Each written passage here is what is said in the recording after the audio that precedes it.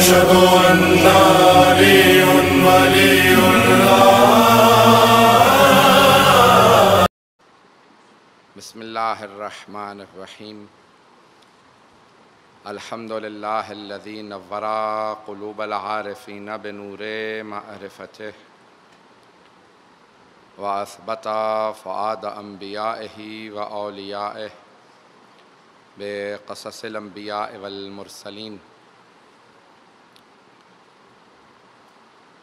وأثبت فؤاد أنبيائه وأوليائه بقصص الأنبياء والمرسلين وأكمل إيمان المسلمين والمؤمنين بولاية علي أمير المؤمنين عليه السلام.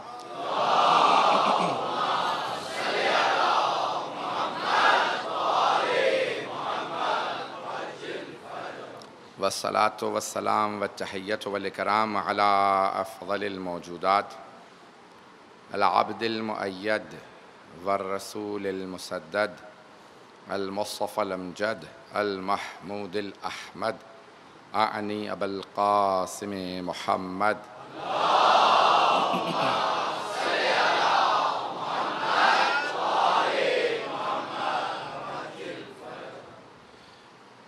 وعلى روحه ونفسه وصاهره ووسيه سيد الأتقياء والأصفياء مولى الموالي إمام المتقين علي بن أبي طالب.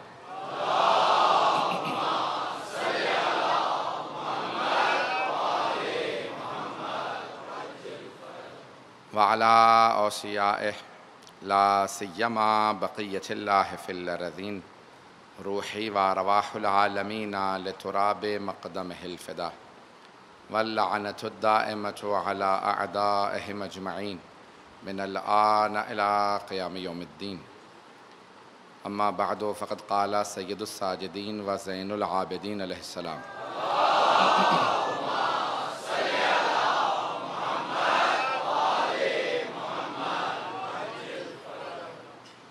الحمد لله رضا بحكم الله وشهدت أن الله قسم معايش العباد معايش عباده بالعدل. صلوات على محمد وآل محمد.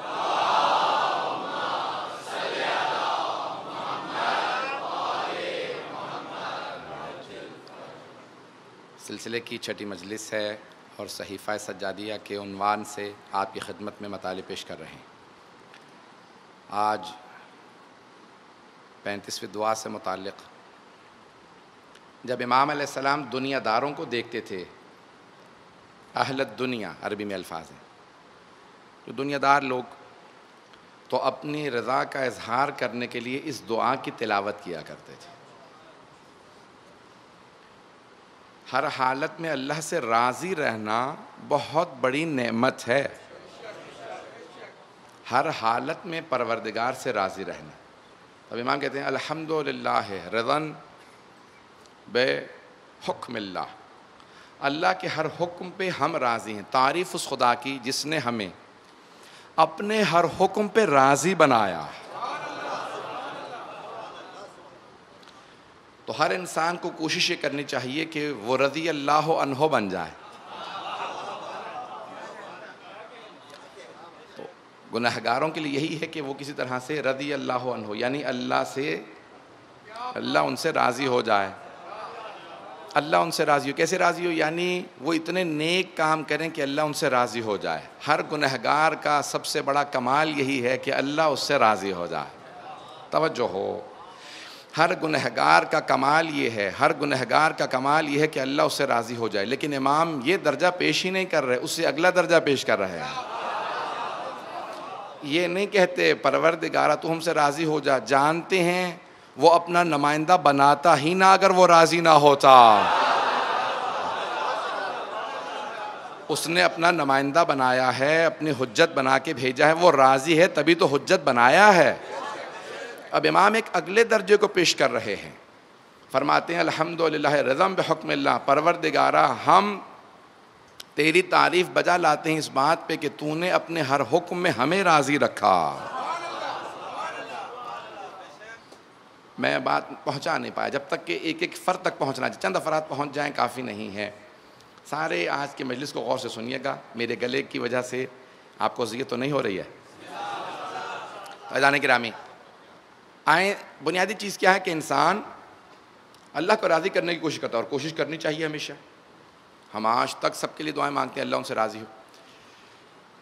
عزیزان گرامی اپنے انسان کام کرے، لیکن امام امیر المومنین فرماتے ہیں اللہ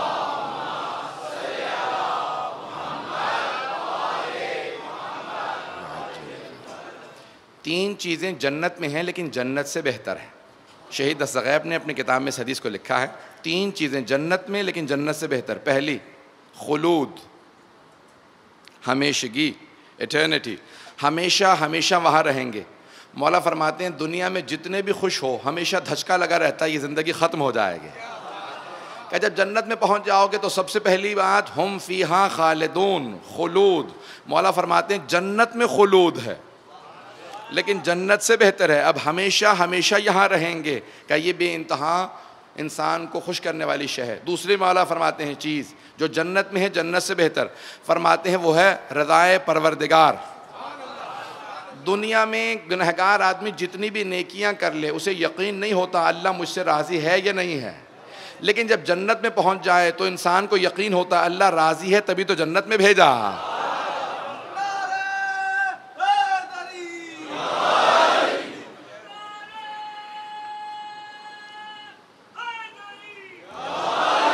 فرماتے ہیں تیسری شے جو جنت میں ہے جنت سے بہتر، فرماتے ہیں محمد و آل محمد کی ہمسائیگی. محمد و آل محمد نہیں، وہ تو وہ ہیں جن کے صدقے میں جنت بنے ہیں. ان کی ہمسائیگی جنت میں ہے جنت سے بہتر ہے. جب آپ پہنچ جائیں گے نا جنت میں تو آپ جا کے جناب امیر کے، جناب سرور کائنات جناب امیر جناب سے کسی کے بھی در پہ دستک دے سکتے ہیں.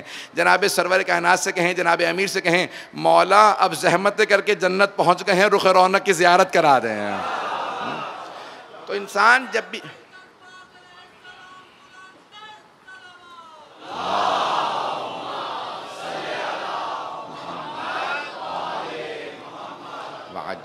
توجہ ہے میرے ساتھ سے آنے کے رہا تو سنتے چلے جائیے گا. میں مطالب کو پیش کرنا چاہ رہا ہوں، کوشش کرتا ہوں کہ سمیٹ کی بات کو کروں کہ بات مکمل پہنچ جائے، کہ سلسلہ وار بات رہے، مسلسل رہے. صحیفہ سجادیہ میں مولا نے دعاؤں کے ذریعے پیغام دیے. علم کلام کے بڑے بڑے مسائل کو دعا سے حل کیا ہے.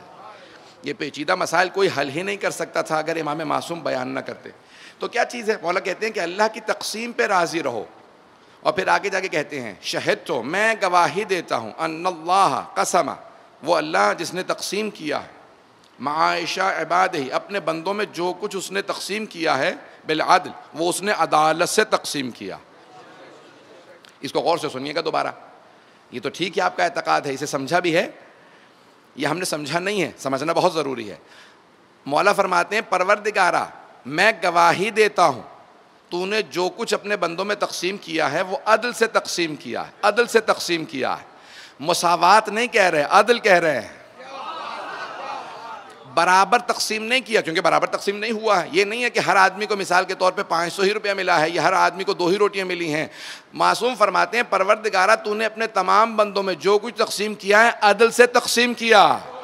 برابر ہونا اور ہوتا ہے، عدل ہونا اور ہوتا ہے. اگر کسی کو کم بھی ملے تو یاد رکھیے گا، کہیں پروردگارا تیری رضا پہ راضی ہوں، آج فاقے سے ہوں تیری رضا پہ راضی ہوں، فاقے سے ہوں پھر بھی راضی ہوں. کمال یہ نہیں ہے کہ ایک انسان کھا لے، کمال یہ ہے کہ کھائے نہ کھائے راضی رہے. انسان فقر کے اندر بھی صبر و شکر کرتا رہے. بہت سے آج نوجوان سوال کر رہے تھے کہ نعمتیں ملتی ہیں لیکن ایک دھچکا لگا رہتا ہے، نعمت چھن نہ جائے. کیا کریں کہ دھچکا نہ لگے؟ یہ نعمتیں ملی ہیں، ڈر خوف ختم ہو جائے.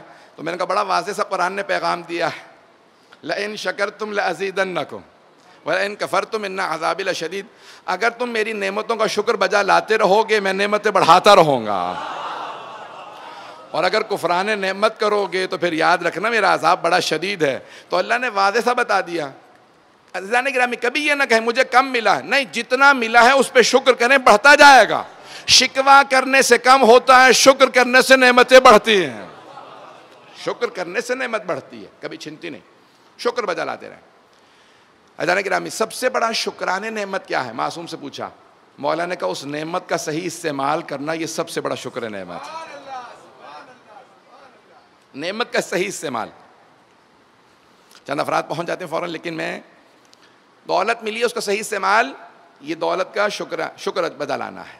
علم ملا ہے اس کا صحیح استعمال, طاقت ملی اس کا صحیح استعمال. طاقت ملی ہو لوگوں پہ گھمنڈ نہ کریں, روب میں نہ لیں, بلکہ ہر ایک کے کام آئیں. مولا سے پوچھا مولا بتائیے انسان کی طاقت کا سب سے بڑا استعمال کیا ہے؟ مولا نے کہا زیادہ روزے رکھو. کہ جب طاقت ہے تو روزہ رکھ کے بتاؤ, فاقہ کر کے بتاؤ طاقت ہے. لوگوں پہ طاقت ظاہر کرنا اسے گنڈا گردی تو کہہ سکتے ہیں, طاقت کا اظہار نہیں کہہ سکتے. طاقت وہ ہوتی ہے کہ جو مولا سے پوچھا مولا سب سے بڑی شجاعت کیا ہے؟ آپ کو رسول خدا نے کہا شیر خدا ہے. اور اتنا ہی نہیں کہا اسد اللہ ہے, بلکہ کہا اسد اللہ الغالب. اللہ کے شیر تو اور بھی ہیں, جناب حمزہ بھی اللہ کے شیر ہیں, جناب جعفر طیار بھی شیر ہیں, حضرت عباس بھی, امام حسن حسین سب شیر ہیں. لیکن اسد اللہ الغالب صرف علی ابن ابی طالب ہیں. جو اللہ کے سارے شیروں پہ بھی غالب ہو وہ علی ابن ابی طالب ہیں. کہا مولا پھر آپ سب شیروں پہ غالب ہے, بتائیے شجاعت کیا چیز ہے؟ کہ اشجع الناس من خالف ہواہ. سب سے بہادر وہ ہے جو مخالفت کرے اپنے ہوائے نفس کی, جو اپنے ہوائے نفس کی مخالفت کرے, اپنی خواہش کو دبا دے اور اپنے رب کی خواہش کو مد نظر رکھے. سب سے بہادر یہ نہیں ہے کہ جو سب سے روب جھاڑتا پھرے, توجہ ہو, جو روب جھاڑتا پھرے وہ نہیں ہے. حبیب خدا نے کہا یہ سارے کے سارے جنگ کے قیدی ہیں, ذرا ان سب کو مسلمان کرو. مختلف صحابہ جاتے رہے, دعوت دیتے رہے. رسول خدا نے کہا سب ہٹ جاؤ, مارنے کی ضرورت نہیں ہے. کہا یا علی سب نے دعوت دی ہے, کوئی مسلمان نہیں ہوا, اب آپ کی باری ہے. جیسے ہی مولا آئے تو سب سے پہلے کہا سب کی رسیاں کھول دو. ان سب قیدیوں کی رسیاں کھول دو. کہا یا علی یہ جنگی قیدی ہیں, کہیں بھاگ نہ جائیں. کہ نہیں میں دعوت اسلام دے رہا ہوں, پہلے رسیاں کھولو.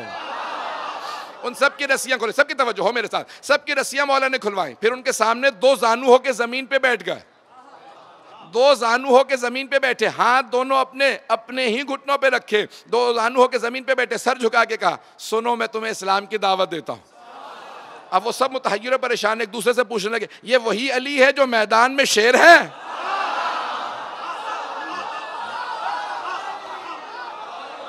نہیں ربائی نہیں پڑھیں گے, ربائی نہیں پڑھیں گے.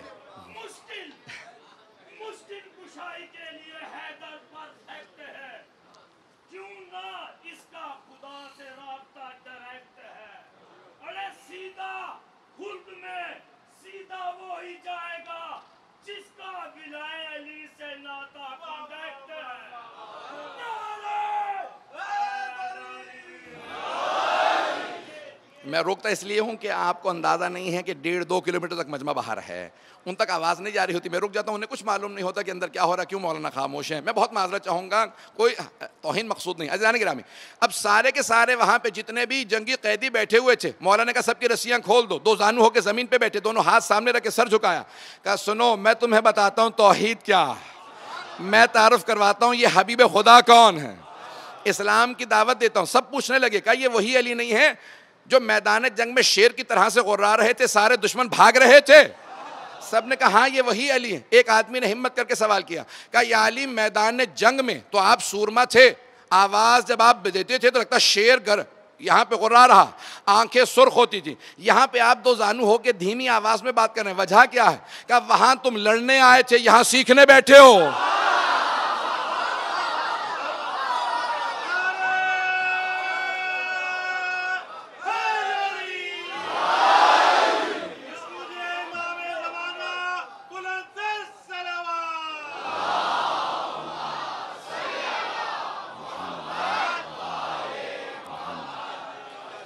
غور فرما رہے ہیں.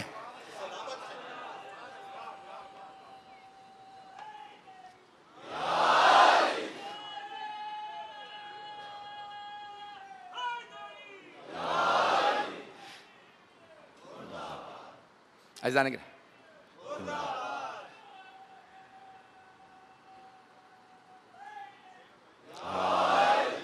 توجہ فرما رہے ہیں. عزیزان گرامی عزیزان گرامی انسان چیزوں کا صحیح استعمال کرے, جو نعمتیں ملی ہیں ان کا صحیح استعمال یہ سب سے بڑا شکر نعمت ہے.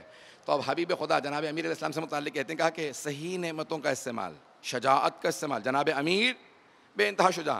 لیکن جب اگر کوئی آئے سوال کرے تو کس انداز سے پیش آتے ہیں. یہاں تک کہ کوئی آدمی آ کے کچھ سوالات کرنے لگا, کوئی ہے راہ خدا میں دے گا, تو کہا جاؤ جا کے اس کی زبان کو بند کر دو, زبان کو کاٹ دو. تو کچھ صحابہ گئے, کہا کہ چھری نکالو. کہ رسول خدا نے کہا نہیں رک جاؤ, علی سے پوچھو کیا کرنا ہے. تو جناب امیر نے کہا آؤ میرے ساتھ آؤ. اسے کچھ پیسے دیے, اسے جانے دیا. کہا یا علی یہ کافر تھا, آپ نے اسے پیسے دے دیے. فوراً آئے, کہا کہ یا رسول اللہ ہم نے اپنی آنکھوں سے دیکھا علی نے اس آدمی کو جس کی آپ نے کہا تھا اس کی زبان بند کرو, جاؤ زبان کاٹ دو اس کی. یا اصطلاح اقطع لسانہ, اس کی زبان یعنی بند کر دو. اقطع یعنی کاٹنا اور دونوں برابر آتے ہیں, تو اقطع قطع کر دینا. تو کہا کہ یا رسول اللہ ہم نے خود دیکھا, علی نے اسے پیسے دیے جانے دیا. تو کہا تم کیا سمجھے تھے؟ کہا ہم تو زبان کاٹنے والے تھے. کہا میں نے یہ کہا کہ جو سوال ہے اسے کاٹ دو. سوال کٹتا تب ہے جب مراد پوری ہو جائے. تو جناب امیر مزاج رسالت کو سمجھ کے بتا رہے ہیں. عزیزان گرامی, نعمتوں کا صحیح استعمال ان نعمتوں کو بڑھا دیتا ہے.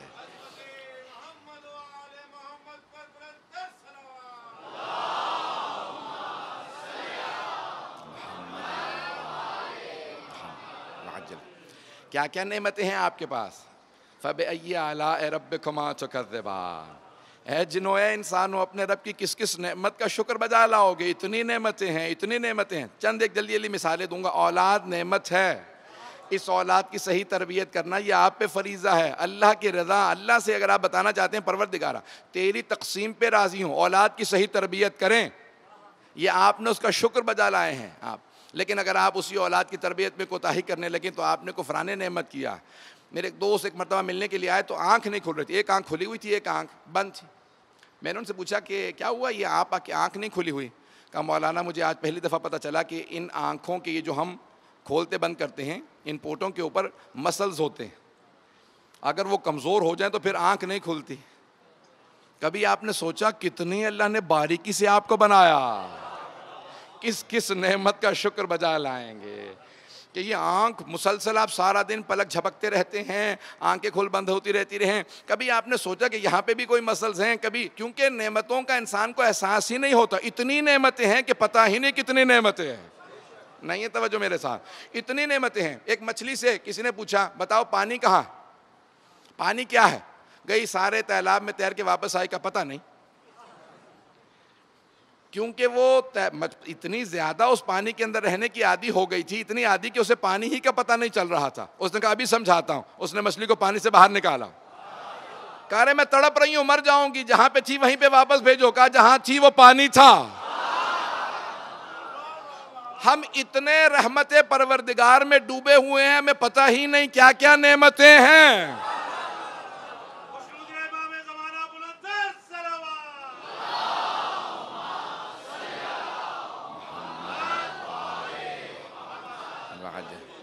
توجہ ہے سے جانے گرا, اتنی نعمتیں ہیں کہ ہم ان نعمتوں میں, اس کی رحمتوں میں ڈوبے ہوئے ہیں, ہمیں اندازہ ہی نہیں کتنی رحمتیں, کتنی نعمتیں ہیں. کس کس نعمت کا شکر بجا لائیں گے. عزیزان گرامی, خود ولایت بھی نعمت ہے. امام کہہ رہے ہیں الحمدللہ رضم بحکم اللہ, پروردگارہ ہم راضی ہیں تیری ہر تقسیم پہ. جناب امیر کا ایک ربائی ہے ان کی, جناب امیر کی پیش کرنا چاہتا ہوں, حضرت امیر المومنین کی. سنیں گے ربائی؟ میں تو عربی ہی میں پڑھوں گا, مولا کے تو کلام عربی ہی کے اندر ہے. فرماتے ہیں کہ رضینا قسمت الجبار فینا لنا علم وللجہال مال فإن المال یفنا عن قریب وإن العلم یبقى لا یزال. یہ مولا کا کلام ہے. اب اگر کسی نے عربی سمجھی ہوتی تو اس کے اندر لطف لینے لگتا. مولا کہتے ہیں اے جبار, اللہ کو مخاطب کر کے تیری ہم تقسیم پہ راضی ہے, ہم تیری تقسیم پہ راضی ہیں. تو نے ہمیں علم دے دیا, جاہلوں کو مال دے دیا. رکتے نہیں ہیں. فَإِنَّ الْمَالَ يَفْنَى عَنْ قَرِيب. پھر فرماتے ہیں پروردگارہ مال کو عن قریب فنا آ جائے گی, مال کو عن قریب فنا, لیکن وَإِنَّ الْعِلْمَ يَبْقَى لَا يَزَالُ. لیکن علم وہ ہے جسے زوال نہیں آتا, ہمیشہ باقی ہے. نہ علم کو زوال ہے, نہ علم والوں کو زوال. اب سمجھ میں آیا آل محمد کیوں ہمیشہ زندہ ہے, علم میں ان سے آگے کوئی نہیں. عزیزان گرامی, تقسیم پروردگار پہ راضی ہوں میں, کیونکہ آگے سخت جملے کہنے والا ہوں. تقسیم پروردگار پہ راضی رہنا بہت ضروری ہے. انبیاء علیہ السلام نے کہیں شکوہ نہیں کیا, ہم چھوٹی چھوٹی سی بات پہ شکوہ کرنے لگتے ہیں. یہ جو میں کہہ رہا ہوں نا راضی رہنا، یہ بہت بڑی نعمت ہے، بہت بڑا کمال ہے، انسان کا بہت بڑا اعزاز ہے. جس حالت میں ہوں کہیں الحمدللہ، جس حالت میں ہوں خدا کا شکر بجا لائیں. لیکن بعض اوقات اپنے عقیدے میں کمزوری کا اظہار کر دیتے ہیں. ارے ہمارے ہی گھر میں چوری کیوں ہوئی؟ اتنے کافر مشرک موجود ہیں، مولا میں تو مومن بھی ہوں، بتانے میں کسی ہمارے مومن کے گھر بیچارے چوری ہو گئی. کہیں مولانا میں نماز میں بھی آتا ہوں ہر روز، مجلس بھی کبھی کوئی ترک نہیں کرتا، پھر بھی ہمارے گھر میں چوری ہو گئی.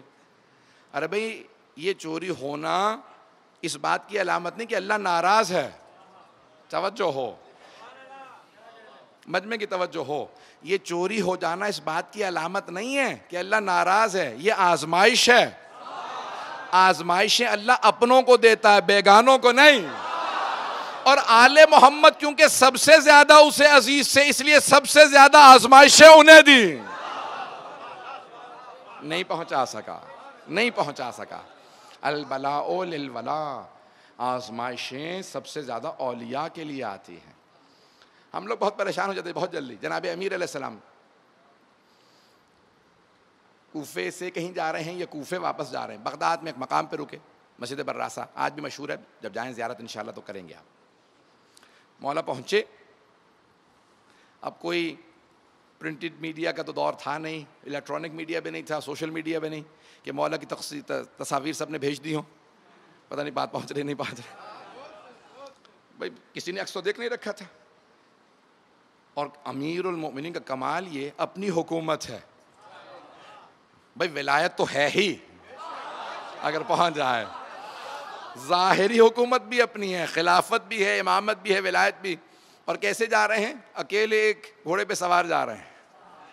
نہ ساتھ میں جاہو حشم ہے، نہ لشکر ہے، نہ لباس اتنا قیمتی کہ لوگ ہر آدمی دیکھے گئے یہ حاکم ہوگا. پتہ نہیں بات پہنچی کہ نہیں پہنچی. بھائی علی ہے.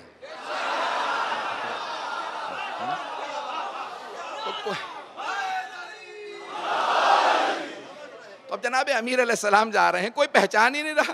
تو اب جناب امیر علیہ السلام دیکھا، جب پہنچے مسجد برات تو دیکھا کوئی آدمی باہر کھڑا ہے. مولا نے کہا کب تک کھڑے ہو؟ کہا ابھی تو کھڑا ہوں یہاں. نہیں کتنی دیر اور ہو؟ کیا کافی دیر کھڑا ہوں. مولا جانتے ہیں، توجہ ہو، یہ نہیں کہتے میں تیرا حاکم ہوں، یہ کچھ دیر میری، اب جیسے کوئی آپ گاڑی کے لیے حفاظت کے لیے کہہ جائے کہ گاڑی چوری نہ کر کے لے جا، کھڑا ہو جا. تو کہا مولا نے کہا میں گھوڑا باندھ کے جا رہا ہوں، حفاظت کرے گا اس کی؟ کہا اتنی دیر تو کھڑا ہی ہوں. مولا نے اپنا گھوڑا باندھا. وہ کھڑا تھا، یہ نہیں کہا میں تجھے گھوڑا تیرے ہاتھ میں یہ لگام دے کے جا رہا ہوں، نہیں، باندھ دیا. اور کہا بھائی اس کی حفاظت کرنا، میں نماز پڑھ لوں. کمال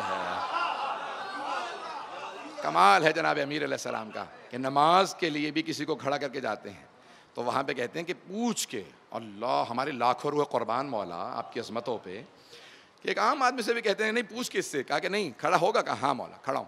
نہیں جانتا کون ہے، نہیں تعارف کرواتی، میں علی ابن ابی طالب ہوں. کچھ نہیں کہتے. ہم میں سے بھی کوئی ہو تو فوراً کہنے لگے بھی میں یہ ہوں، کائنات کا امام. یہ نہیں کہتے میں کون ہوں. کہا کہ یہاں گئے اندر نماز کے لیے، ایک آدمی نے پہچان لیا. کہا دیکھ رہے ہو سامنے نماز کون پڑھ رہا ہے؟ کہا نہیں چہرہ تو بہت پرنور ہے، ہم نے دیکھا نہیں. کہا یہی علی ابن ابی طالب ہے. اب سب جمع ہو گئے. کہا مولا ہمارے سوالات ہیں، میں پریشان ہوں. مولا نے کہا سب کے سوالوں کے جواب دوں گا. بغیر سوال کا جواب دیے جو چلا جائے وہ علی نہیں.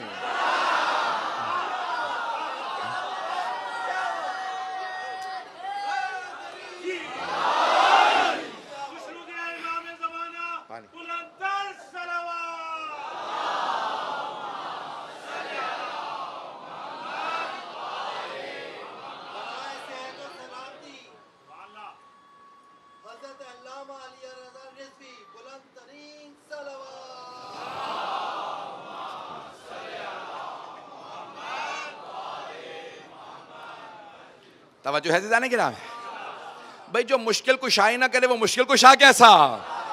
تو اب جناب امیر نے کہا سب کے سوالوں کا جواب دوں گا. سب رک جاؤ. لیکن ایک آدمی کو باہر ذمہ داری دے کے پہلے میں اسے فارغ کر دوں اس ذمہ داری سے. آئے دیکھا تو مولا کہ وہیں پہ سواری موجود ہے، گھوڑے کی زین غائب ہے، اور وہ آدمی بھی چلا گیا.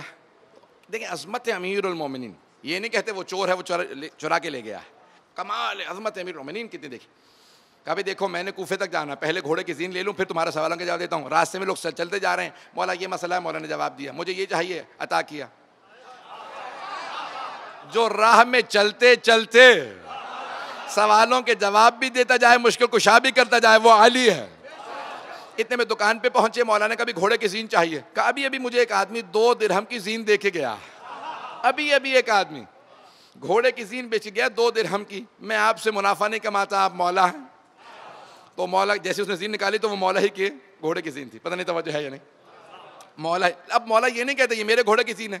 مولا نے 2 درہم نکالے، وہاں خطبہ دیا، پیش کرنا چاہ رہا ہوں. سارے مجمع سے کہا یہ 2 درہم جب میں اسے کھڑا کر کے گیا تھا نا، میں نے اپنے پیسوں سے 2 درہم نکال کے الگ کر لیے تھے کہ میں اسے یہ دے کے جاؤں گا. جب میں نے اپنے جگہ پہ کھڑا کیا ہے نا کہ اپنے میرے گھوڑے کی حفاظت کر، تو میں 2 درہم دے کے جاؤں گا. اس نے وہ 2 درہم جب میں نے نیت کی اسے دینے کی، تو اللہ نے اس کی تقدیر میں لکھ دیے.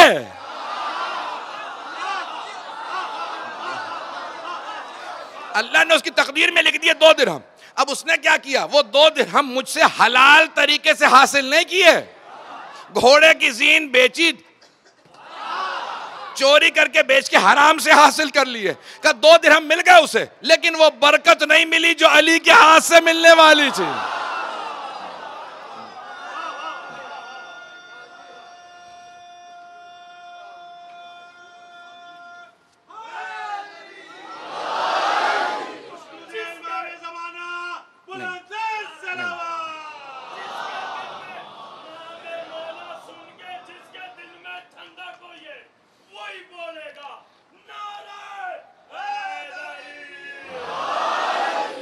توجہ ہے جانے کے نام ہے. تو ایک مرتبہ جناب امیر علیہ السلام نے کہا کہ یہ 2 درہم کہ کبھی بھی اللہ نے، اب وہاں جو خطبہ ہے 2 جملے پیش کرنا چاہتا ہوں امام سجاد کی اس دعا کی تشریح میں. مولا فرماتے ہیں الرزق و رزقان، رزق 2 طرح کا ہوتا ہے. مولا فرماتے ہیں 2 طرح کا رزق ہے، ایک وہ جو تمہارے پیچھے آ رہا ہے، دوسرا جس کے پیچھے تم جا رہے ہو. مولا فرماتے ہیں بہتر وہی رزق ہے جو تمہارے پیچھے آ رہا ہے. جتنا اللہ نے لکھا ہے کوشش کرو، لیکن خود بخود مل جائے گا. اتنی تگ و دو نہ کرو کہ حلال و حرام میں تفریق چھوڑ دو. حلال و حرام میں تفریق کو ختم نہ کرنا. اللہ نے جو حلال لکھا ہے وہ مل ہی جائے گا، کوشش کرتے رہو. عزیزان گرامی، امام سجاد کہتے ہیں راضی رہو اس کی تقسیم پہ، اللہ کی تقسیم پہ. بعض اوقات پریشانی آ جائے، رزق ہے، پریشانی ہے، بیماری ہے، کسی بھی حالت کے اندر راضی رہنا بہت بڑی نعمت ہے.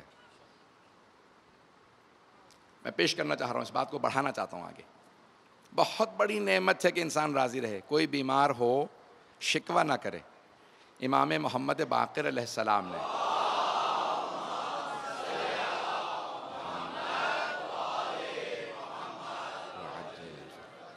جناب جابر بن عبداللہ انصاری رضی اللہ عنہ سے سوال کیا. صحابی رسول ہیں. کہا جابر، آپ نے 5 معصوموں کا دور پایا ہے.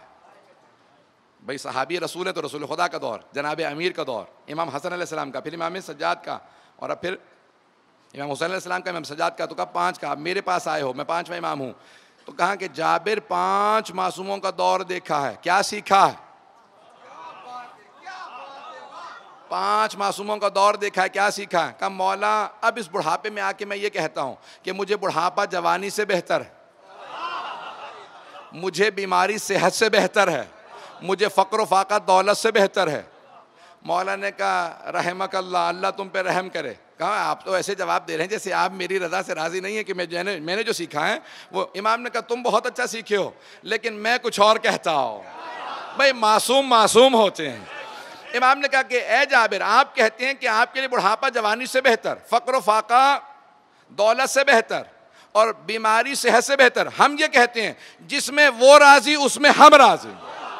اگر وہ دولت دے کے راضی تو ہم دولت پہ راضی، اگر وہ دولت چھین کے راضی تو ہم اس پہ راضی، اگر وہ صحت دے تو صحت پہ راضی، اگر بیماری بھیجے تو بیماری پہ.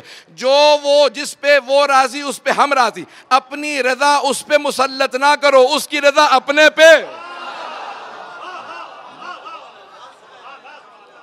ادانے گرامی، کبھی گلا شکوہ نہ کریں، اللہ سے لڑائی جھگڑا نہ کریں. میرا ہی کام کیوں نہیں ہو رہا، آپ کو معلوم نہیں مصلحت کیا ہے. میری طرف توجہ کیجیے گا، خاص طور سے میرے بھائی، میرے بچے جو جوان ہیں. اگر آپ کے جو اولاد والے ہیں، آپ کا کوئی چھوٹا سا بچہ بار بار چولہے میں ہاتھ ڈالنا چاہے، آگ میں ہاتھ ڈالنا چاہے، انگارہ جل رہا ہے پکڑنا چاہے، آگ میں ہاتھ ڈالنا چاہے، جانے دیں گے؟ روک لیں گے نا؟ جیسے ہی آگ میں ہاتھ ڈالے آپ روک لیں گے. توجہ ہو، جب بھی بچہ ہاتھ بڑھائے گا آگ کی طرف آپ روکیں گے، کیونکہ بچہ نہیں جانتا اس کا نقصان کیا ہے، وہ صرف چمک دیکھ رہا.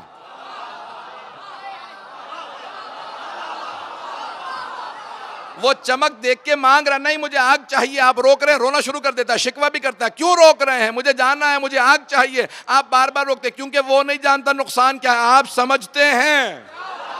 بھائی کئی مرتبہ آپ مانگ رہے، پروردگارہ مجھے چاہیے، تو دیتا کیوں نہیں ہے؟ بھائی وہ جانتا ہے آپ کو نقصان کیا ہوگا.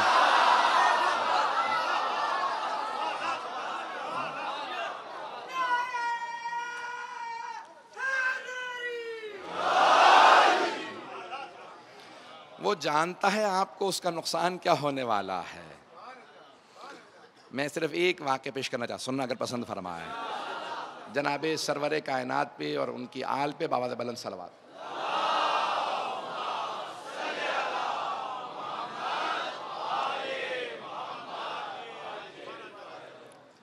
شاید آپ نے واقعہ سن رکھا ہو، مشہور و معروف ثعلبہ صحابی رسول، نام سن رکھا شاید. ثعلبہ ایک ہیں صحابی ہیں، بہت نادار فقیر تھے، صحابی رسول ہیں لیکن بے انتہا فقیر. مسجد کے باہر بیٹھے رہتے تھے.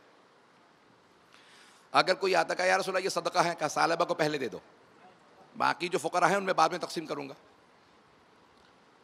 رسول پہ، انبیاء پہ، اہل بیت پہ صدقہ حرام ہے، تو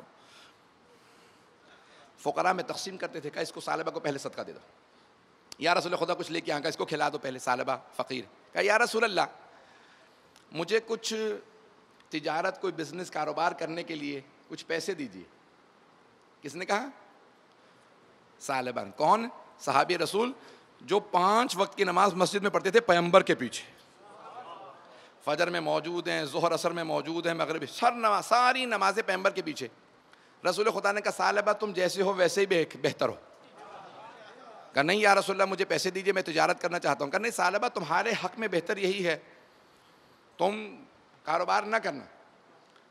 اب ان کی سمجھ میں نہیں آ رہا تھا، ضد کرنے لگے، نہیں یا رسول خدا مجھے آپ کچھ عطا کیجئے، میں کاروبار کرنا چاہتا ہوں، مجھے کچھ پیسے دیجئے. بہت زیادہ اصرار کیا، بہت زور. رسول خدا نے اپنے پیسوں سے 2 درہم نکالے اور جناب سرور کائنات نے ثعلبہ کے ہاتھوں پہ رکھے. کہا ثعلبہ جاؤ اس سے کاروبار کر لینا. تو ثعلبہ نے کیا کیا، 1 درہم سے کلہاڑی خریدی، لکڑیاں کاٹ کے بیچتے تھے. 1 درہم سے ایک بکری خریدی، اس کا دودھ بیچنے لگے. بکری نے بچے دیے، لکڑیاں بیچتے تھے. ایک اور بکری، 2 بکریاں، کرتے کرتے مدینے سے باہر. کبھی بکریاں زیادہ ہو گئی، مدینے میں تو پوری نہیں آتی. اب کیا ہوا، کسی نماز میں آتے تھے، کسی نماز میں نہیں آتے تھے. پہنچ رہے ہیں یا نہیں پہنچ رہے. اب آہستہ آہستہ پیسہ آنے سے نمازیں چھوٹنے لگیں. تو اب کسی نماز میں آتے، کسی نماز میں نہیں آتے تھے. نبی اور امام کے زمانے میں نماز جمعہ واجب ہے، اگر توجہ ہو. اب وہ مدینے سے باہر تھے، تو اب کیا ہوا کہ اب تو کوئی نماز چھوڑتے تھے. پھر جب بہت زیادہ بکریاں ہو گئی تو ملازم رکھے گا، میں سر پہ بیٹھوں گا، ایسا نہ ہو کہ کوئی لے جائے، کوئی چرا لے. تو اب نماز جمعہ میں بھی نہیں آتے تھے. پیغمبر نے کسی سے کہا جاؤ ثعلبہ سے کہو نماز جمعہ میں تو آیا کرے. کہا مصروف ہوتا ہوں یا رسول اللہ، میں ابھی ٹائم نہیں ہے میرے پاس. صحابی سے پیغمبر کو پیغام بھجوا رہا، خود نہیں آ رہا. اب ایک دن گزرتے رہے، چند دن گزر گئے. رسول خدا نے کہا کہ ثعلبہ سے کہو اتنا سال گزر گئے ہیں، بکریاں چرا رہا ہے، اس پہ زکوٰۃ واجب ہو گئی. بعض افراد کو جب تک دولت نہ ملے تو با ایمان رہتے ہیں، دولت مل جائے تو ایمان چلا جاتا. دولت مل کے بھی با ایمان رہنے کے لیے خدیجۃ الکبریٰ بننا پڑتا.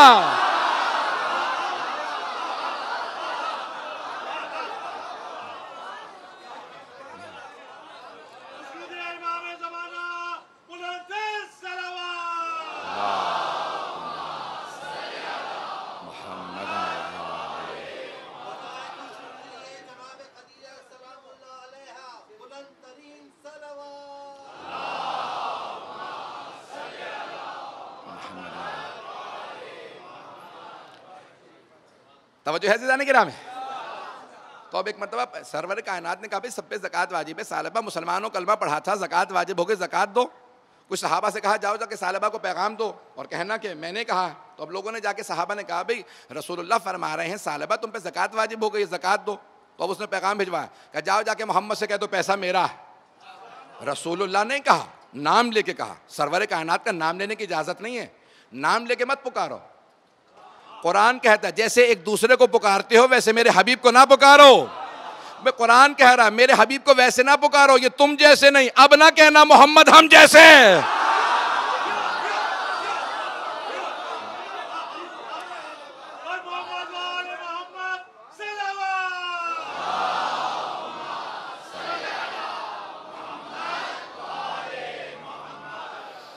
توجہ فرما رہے ہیں عزیزان کرام. تو کہا کہ اب میں گستاخی دہرانا نہیں چاہتا کہ کہا بھئی میرا پیغام دے دینا، پیسہ میرا ہے، میں زکوٰۃ نہیں دیتا. تو انہوں نے آ کے اسی طرح سے رسول خدا سے کہا. پیغمبر اسلام کو دکھ ہوا کہ جسے سب کچھ سب سے پہلے کھانے کو دیتا تھا، اگر کوئی نظر بھی لاتا تھا اسی دے دیتا تھا. اور آج اس نے اتنی کہا کہ یا علی جائیے صرف ثعلبہ سے اتنا کہہ دیں کہ رسول خدا نے کہا ہے میرے 2 درہم واپس کر دے. بھئی کسی اور سے کیوں نہیں کہا؟ اب تک تو دوسروں کو بھیج رہے تھے کہ جاؤ یہ پیغام وہ پیغام، نماز کے لیے آ جائے، اس کے لیے آ جائے، اس کے لیے کہ زکوٰۃ دے دے. لیکن آج کہاں جناب امیر سے کہ یا علی کہیں میرے 2 درہم واپس کر دے. عزیزان گرامی وہ جو پیغمبر کے ہاتھوں سے برکت گئی تھی اسے کوئی اور نہیں لے سکتا تھا، علی کی ضرورت تھی. جناب امیر گئے کہ ثعلبہ حبیب خدا فرما رہے ہیں 2 درہم واپس کر دے. اب جناب امیر کے سامنے تو کچھ کہہ نہیں سکتا تھا، تو فوراً 2 درہم نکالے. کہا اب بہت پیسہ آ گیا میرے پاس، یہ 2 درہم واپس کر دیجئے گا. جناب امیر نے ویسے ہی 2 درہم. کس طرح؟ توجہ میرے ساتھ رکھیے گا. عزیزان گرامی جب انسان آپ مانگتے ہیں تو ہاتھ پھیلا کے کہتے ہیں نا. انسان ہاتھ پھیلا کے مانگتا ہے. مولا نے کہا کہ تو ہاتھ پہ رکھ میں اٹھا لوں گا. میں مانگ نہیں رہا، لے کے واپس جا رہا ہوں. مانگنے والے اور ہیں.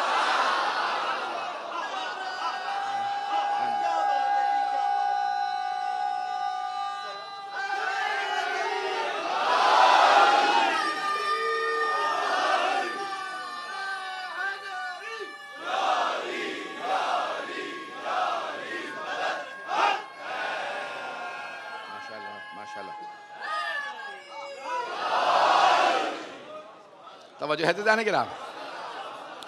تو ایک مرتبہ جناب امیر علیہ السلام نے کہا مانگنے والے اور ہیں اور لے جانے والے اور ہیں. جناب امیر نے 2 درہم لیے، واپس آ کے کہا یا رسول اللہ یہ آپ کے 2 درہم. بس بھی ایک مرتبہ صحابہ کہنے لگے یا رسول اللہ وہ ثعلبہ کا مویشی مرنے لگے. پتہ نہیں توجہ ہے یا نہیں. اتنی بکریاں تھیں، گائے اونٹ تک پال لیے تھے، مویشی مرنے لگے ہیں. پیغمبر اسلام نے کہا مجھے مت بتاؤ. توجہ کیجئے گا کہ مجھے مت بتاؤ. اب ایک مرتبہ آہستہ آہستہ جانور مرنے لگے، فصلیں اجڑنے لگیں، سب کچھ اجڑا. چند ہی دنوں کے اندر اجڑا کے ثعلبہ پھر مسجد نبوی کے باہر بیٹھا. اب صحابہ کہتے ہیں جب بھی پیغمبر اسلام مسجد آتے تھے پہلے ثعلبہ کو سلام کرتے، السلام علیکم یا ثعلبہ، ثعلبہ مجھ پہ سلام ہو. لیکن اب جب پیغمبر اسلام آئے تو پیغمبر ایک مرتبہ سیدھے مسجد میں جانے لگے. ثعلبہ سامنے کہا السلام علیکم یا رسول اللہ. پیغمبر نے جواب نہیں دیا. کہا یا رسول اللہ رک جائیے، پہلے آپ مجھے سلام کرتے تھے، اب میں آپ کو سلام کر رہا ہوں، جواب نہیں دے رہے، معاملہ کیا؟ کہا تب تک تیرا امتحان نہیں ہوا تھا.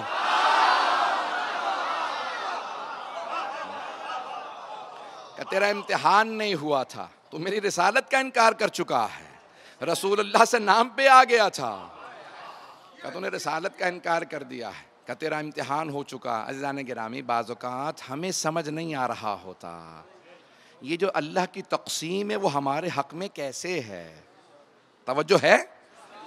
شکوہ نہ کیجئے گا یہ نعمت کیوں نہیں وہ نعمت. یہاں تک بعض روایات میں امیروں کے ساتھ اٹھنا بیٹھنا کم رکھو، جناب امیر کا فرمانا ہے. توجہ سے سنیے گا.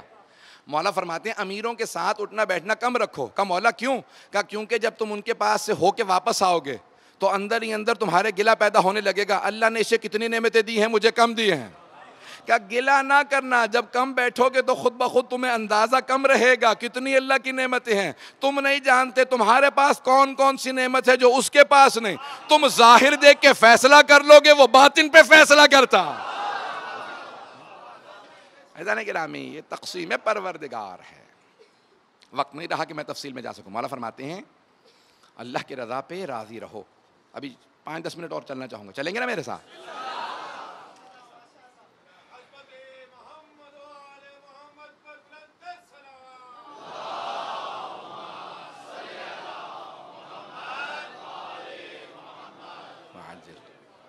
تو ہم لوگ کوشش کرتے ہیں اللہ کی رضا پہ راضی رہیں, اور معصوم کیسے ہوتے ہیں؟ وہ جانتے ہیں اللہ راضی ہے, تبھی تو اس نے معصوم بنایا, نمائندہ بنایا. وہ جانتے ہیں اس نے نبی بنایا, رسول بنایا, امام بنایا, وہ راضی ہے تبھی تو بنایا. وہ کیا کوشش کرتے ہیں پھر؟ توجہ ہے, گناہگار کوشش کرتا ہے کہ اس کی رضا پہ راضی رہے, یعنی کوشش کرتا ہے کہ میں اللہ کو راضی کروں. معصوم کوشش کرتے ہیں اس کی رضا میں راضی رہیں. وہ یہ نہیں کوشش کرتے کہ اسے راضی کریں, کیونکہ جانتے ہیں وہ راضی ہے, جانتے ہیں وہ راضی ہے. اب کیا کوشش کرتے ہیں کہ اب جو بھی اللہ ہمیں بھیجے, ہمارے لیے آزمائش بھیجے, مشکل بھیجے, نعمت بھیجے, اس پہ راضی رہیں. ہر اللہ کی نعمت پہ, دیکھیں کچھ لوگ پہنچے ہیں, باقی اکثریت نہیں پہنچ پا رہی ہے, میں پہنچا نہیں پا رہا بات کو. معصوم یہ کوشش نہیں کرتے اسے راضی کریں, وہ جانتے ہیں وہ راضی ہے, کیونکہ وہ معصوم ہے اس لیے اللہ تو ان سے راضی ہے ہی. وہ یہ کوشش کرتے ہیں جو کچھ اللہ ہمیں بھیجے ہم اس پہ راضی رہیں. حسین ابن علی کربلا میں کہتے ہیں رضن بقضائہ وتسلیما لامرہ, پروردگارہ تیری قضا پہ راضی ہوں. آئیں ذرا دیکھیں جناب ابراہیم علیہ السلام, اللہ نے اولاد نہیں دی, شکوہ نہیں کرتے کیوں تو نے اولاد نہیں دی, مجھے خلیل بنایا. 85 سال کے ہو گئے, 85 ایج ہے, اللہ نے کہا اب میں اولاد دے رہا ہوں. جناب ابراہیم نے شکوہ نہیں کیا, زوجہ نے کیا کہ اب جب بوڑھے ہو گئے, ہم بچہ پال نہیں سکتے, ہم لوگ بیمار ہیں, بوڑھے ہیں, ہمارے سے بچہ نہیں پلے گا, اب بچہ کیوں, جب جوانی میں اولاد نہیں دی. اللہ نے کہا نہیں, یہ میرا فیصلہ ہے. جناب ابراہیم نے کہا پروردگارہ جب تو نے نہیں اولاد دی تھی تو راضی تھا, اب جب تو نے فیصلہ کر لیا ہے تو بیٹا دے گا, میں اس پہ بھی راضی ہوں. توجہ ہو مجمع کی. تو کہا پروردگارہ 85 برس کے سن میں تو نے کہا نا بیٹا دے رہا, ہم راضی ہیں. اللہ نے کہا اچھا 95 برس کے ہو گئے, مجھے بیٹا واپس چاہیے. 95 برس کے ہیں, کہا یہ جو بیٹا دیا تھا 10 برس کا ذبح کر دو. یہ نہیں کہتے پروردگارہ تو نے واپس مانگنا تھا, دیا کیوں تھا؟ اللہ اکبر, اللہ اکبر. یہ نہیں کہتے پروردگارہ تو نے اگر واپس ہی مانگنا تھا دیا کیوں تھا, مجھ سے تو برداشت نہیں ہو رہا. کہا پروردگارہ تیری امانت تھی, تو نے دیا تھا تب تک یہ ہمارا مہمان تھا, تو واپس مانگ رہا ہے, ہم راضی. راضی برضا اللہ, اس کی رضا پہ راضی ہے. جناب ابراہیم نے چھری رکھ دی, آنکھوں پہ پٹی باندھ کے, جب آنکھیں کھولی تو دیکھا بیٹا موجود ہے. کہا پروردگارہ کیا تو راضی نہیں ہے؟ میں نے تو چھری رکھ دی تھی, یہ یہاں پہ ایک دمبا موجود ہے, بیٹا تو سلامت رکھا. کہا قد صدقت الرؤیا یا ابراہیم, اے ابراہیم آپ نے خواب کو سچ کر دکھایا, ہم راضی ہیں, آپ نے کوشش کی, بس یہی چاہیے تھا. عزیزان گرامی, جناب ایوب کے کتنے بیٹے ہیں؟ 12 بیٹے ہیں. ایک مرتبہ شیطان نے کہا کہ یہ ہمیشہ شکر بجا لاتے رہتے ہیں, وقت نہیں رہا. کیوں اتنا شکر بجا لاتے ہیں؟ کہا اللہ نے نعمتیں جو اتنی دی ہیں, شیطان نے کہا فرشتوں سے اتنی نعمتیں دی ہیں, کسی کو بھی اللہ اتنی نعمتیں دیتا تو شکر بجا لاتے. اتنی فصلیں, اتنا گھر, اتنے بیٹے, اتنے فصلیں اجڑنے لگیں, پھر بھی جناب ایوب شکر کرتے رہے. صبر و شکر کی منزل جاری رہی. کہا نہیں یہ نعمتیں چھنی ہے نا, اولاد چھنے. ایک مرتبہ پورا گھر گرا, سارے بیٹے شہید ہو گئے. آ کے کسی نے خبر دی بڑے بھیانک انداز سے, کہا اے ایوب آپ کے سارے بیٹے, تو برداشت نہیں کر سکے, روئے, لیکن کہا پروردگارہ تیری امانت تھے. کہا نہیں ابھی بھی صحت ہے نا اس لیے شکر کر رہے ہیں. تو اللہ نے بیماری میں مبتلا کیا, زمین گیر ہو گئے, یعنی چلنے پھرنے سے بھی معذور. ان کی زوجہ کا نام تھا رحمہ, جناب یوسف کی بیٹی تھی. اب وہ گھروں میں کام کر کر کے ان کے لیے دوا لانے لگیں, ان کے لیے کھانا لانے لگیں. شیطان نے بستی میں کہا رہے یہ یوسف کی بیٹی ہے, چہرہ تو نہیں دکھائے گی, اس سے کہو بال کاٹ کے دے دے. اب سارے شہر کو بہکا دیا ان کے خلاف. کہا بھئی تم یوسف کی بیٹی ہو؟ کہا کہ نہیں. جناب ایوب سے کہا کہ لوگ اب آپ کی زوجہ سے کہتے ہیں اپنے بال دکھا دو. جناب ایوب برداشت نہیں کر سکے. کہا پروردگارہ میری ناموس پہ حرف آئے, میں برداشت نہیں کروں گا. جناب جبرائیل نازل ہوئے, کہا ایوب اللہ پوچھ رہا ہے یہ ساری نعمتیں کس نے دی تھی؟ کہا پروردگار نے. کہا بیٹے کس نے دیے؟ کہا اللہ نے. کہا یہ جو کچھ تھا صحت اللہ نے. کس کے؟ یوسف کے داماد بنے. کس نے؟ کہا اللہ نے. سب کچھ. کہا آج اگر اللہ نے آزمائش بھیجی ہے شکوہ کر رہے ہو؟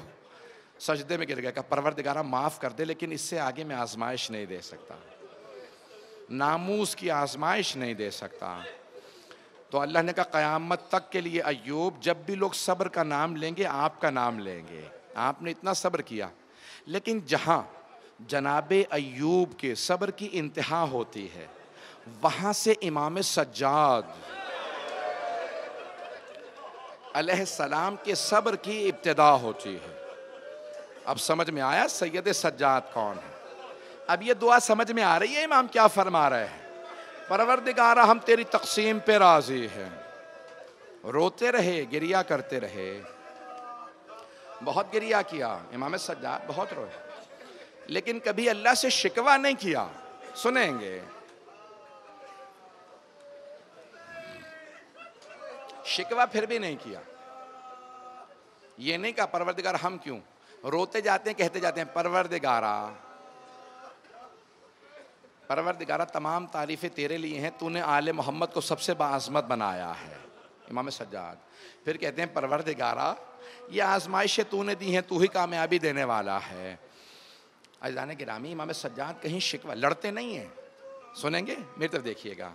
میں جانتا ہوں بہت سے لوگ شاید برداشت نہ کر پائیں, میرا گلا ساتھ نہیں دے رہا اس وقت, ابھی تو چھٹی مجلس ہے اور بھی مجالس ہیں. پروردگارہ بس گلا میرا اتنا کہ میں مصائب کو پیش کر پکوں.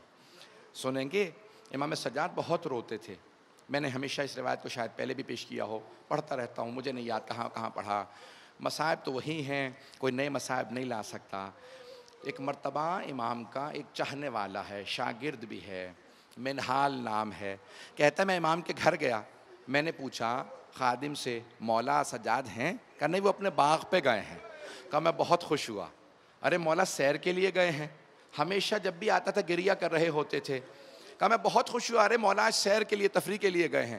کہا جیسے ہی میں باغ میں پہنچا دیکھا مولا سجاد ابا زمین پہ بچھا کے بیٹھے ہوئے ہیں اور گریا کرتے چلے جا رہے, ماتم کرتے جاتے ہیں. کہتے جاتے ہیں واہ حسین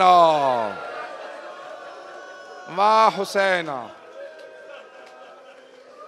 منہال کہتا ہے میں نے کہا فرزند رسول آپ باغ میں آئے تھے, یہاں کوئی سیر و تفریح کر لیتے, یہاں پہ بھی آپ رو رہے ہیں. میری طرف دیکھیے گا. کہا مولا یہاں باغ میں آئے تھے تو آپ سیر کرتے, یہاں پہ کیوں رو رہے ہیں؟ کہا منہال جب میں بہتا پانی دیکھتا ہوں نا, منہال بہتا پانی دیکھتا ہوں مجھے کربلا یاد آ جاتی ہے.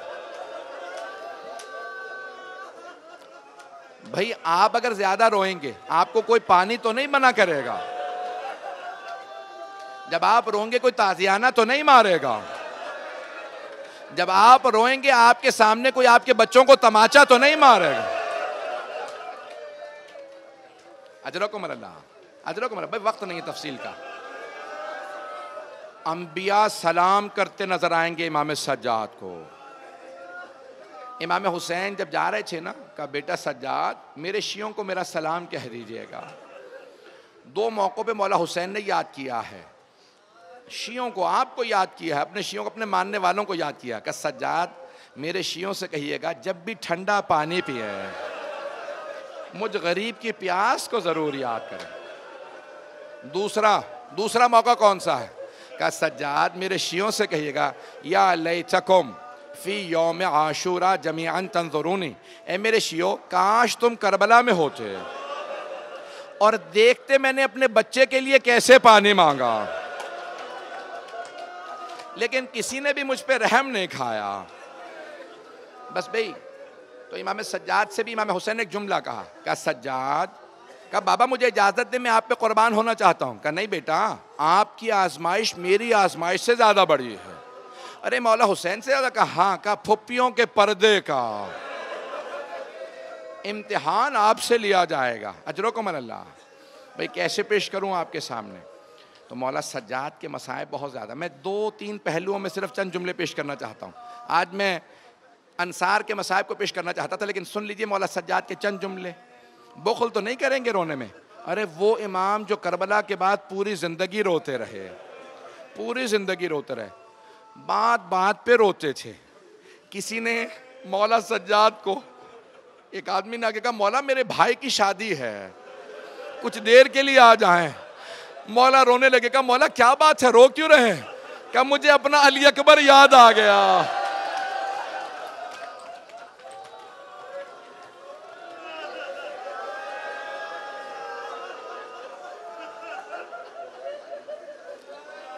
ایک جملہ پیش کروں، ہاتھ جوڑ کے پیش کروں. بھئی آپ تو برداشت نہیں کر پا رہے. ہاتھ جوڑ کے کہوں بیٹا دیکھیے گا. ایک مومن مولا کا شیعہ آیا. کہا مولا میرے ہاں بیٹی پیدا ہوئی ہے، بیٹی پیدا ہوئی ہے. مولا کے آنسو بہنے لگے. کہا مولا کیا بات ہے، آپ رو کیوں رہے ہیں؟ کہا مجھے اپنی چھوٹی بہن یاد آ گئی. اجرکم اللہ، اجرکم اللہ.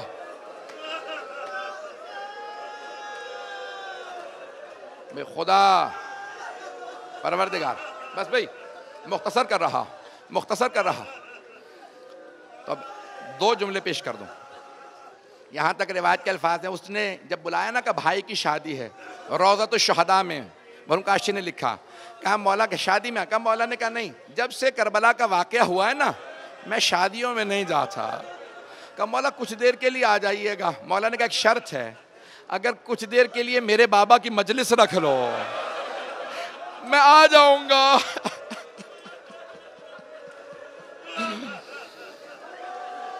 کچھ دیر کے لیے مجلس رکھ لینا.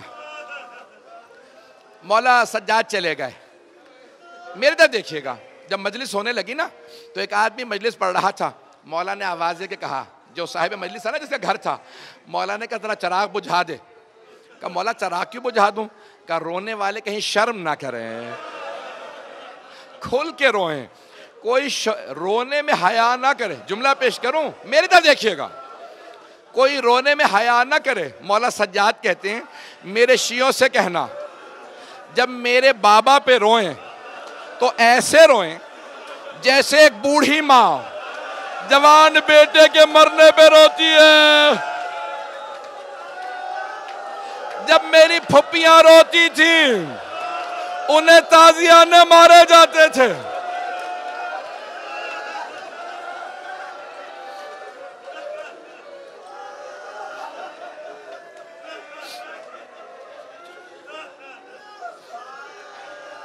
اجرکم اللہ، اجرکم اللہ. بھئی میرے بھائی برداشت نہیں کر رہے، مجھ سے ہاتھ جوڑ کے کہتے ہیں روک دو. میں یہاں پہ روک نہیں سکتا، ختم نہیں کر سکتا. سنیں گے؟ منہال کا میں روایت کو پیش کر رہا تھا. منہال نے کہا مولا یہاں سیر کرنے آئے تھے پھر بھی رو رہے ہیں آپ. تو مولا سجاد نے کہا منہال تم نے انصاف نہیں کیا. منہال یعقوب کے 12 بیٹے تھے، ایک یوسف آنکھوں سے دور ہو گیا تھا، مرا نہیں تھا، آنکھوں سے دور ہوا تھا. جناب یعقوب نے رو رو کے آنکھیں گوا دی تھیں. قرآن کہتا ہے وَبْيَضَّتْ عَيْنَاهُ مِنَ الْحُزْنِ، آنکھوں میں موتیا اتر آیا، کچھ نظر نہیں آتا تھا. کیوں؟ میرا یوسف نہیں ہے. کہا منہال میرے ایک دن میں 18 یوسف مارے گئے.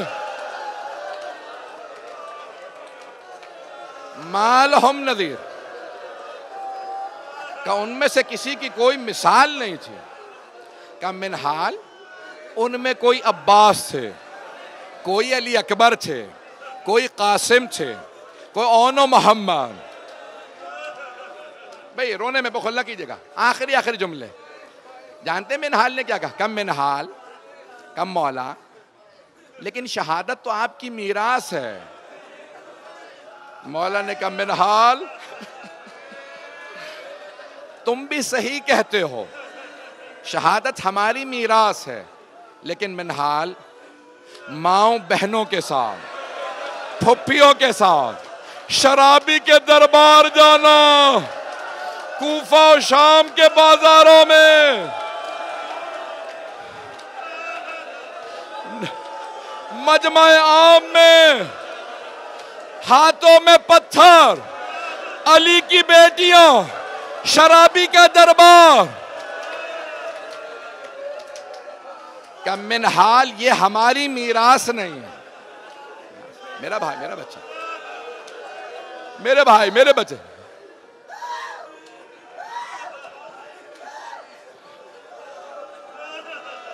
بس بھی اب کوئی برداشت نہیں. میں نے تمام کر دیا، میں نے تمام کر دیا. اب آپ برداشت نہیں نہ کر پا رہے. آخری جملہ سن لیجئے، نہیں پڑھوں گا میں. اور بہت سے میرے بھائی برداشت نہیں کر پاتے. جانتے امام سجاد کے آخری جملہ مصائب کا؟ جب امام سجاد مدینے میں گھر سے نکلتے تھے نا شام کو، جتنے قصاب تھے اپنے کشتوں پہ کپڑا ڈال دیتے تھے.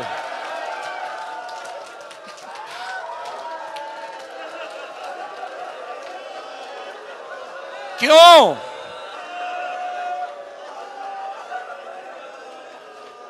وہ کہتے تھے ابھی سجاد کے آنے کا وقت ہے. سید سجاد گوشت نہیں دیکھ پاتے. میری طرف آخری جملہ.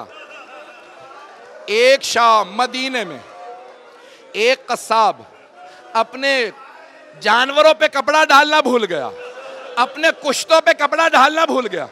امام نے گوشت دیکھا، جیسے ہی گوشت دیکھا کہ واہ حسینہ، واہ مظلومہ، واہ غربتہ.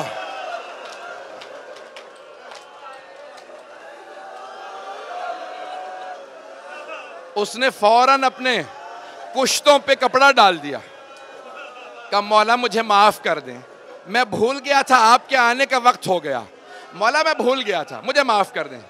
مولا سجاد نے کہا میں کچھ سوال کرنا چاہتا ہوں. جواب دے گا؟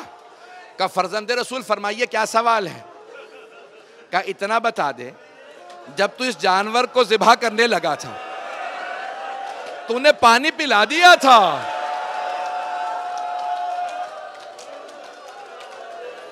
پانی پلا دیا تھا؟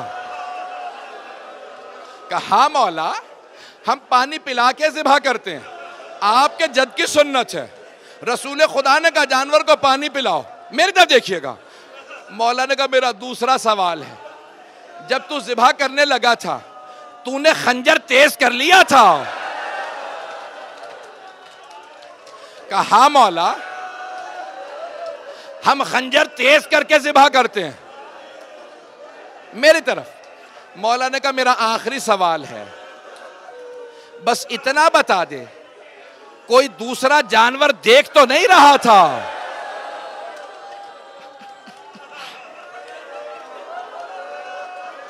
میں نے تمام کر دیا کہ نہیں مولا ہم جانور کو چھپا کے ذبح کرتے ہیں. میری طرف دیکھیے گا. مولا سجاد نے کربلا کا رخ کیا کہ بابا وہ کربلا میں آنے والے کیسے مسلمان تھے، نہ آپ کو پانی پلایا نہ خنجر تیز کیا. میری پھپھی کھڑی دیکھتی رہی.